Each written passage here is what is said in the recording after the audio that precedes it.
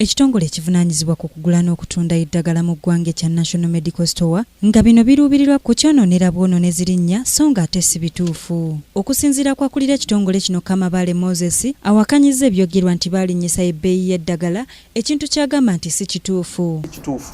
Tewali ddagala lya linnya eryo ate lya kika kye kimu ekyawaggulu erigula ssente bwe zityo.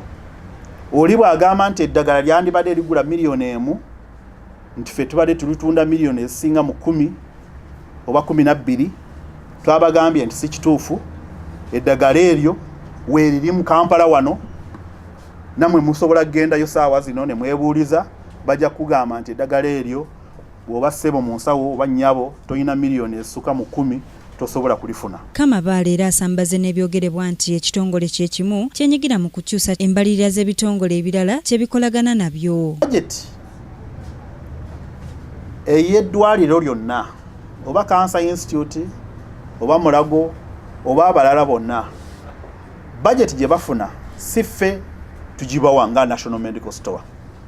Omuntu yenna amanyi abawa budget yandibadde ategeera nti budget ze tufuna ziyisibwa palamenti yaffe. Ono annyonnyodde nga bwe wataliiwo olutalo lwonna wakati waabwe n'ebitongole bye bakolagana nabyo, wabula nga embeera eno ereetebwawo abo abeenoonyeza ebyabwe.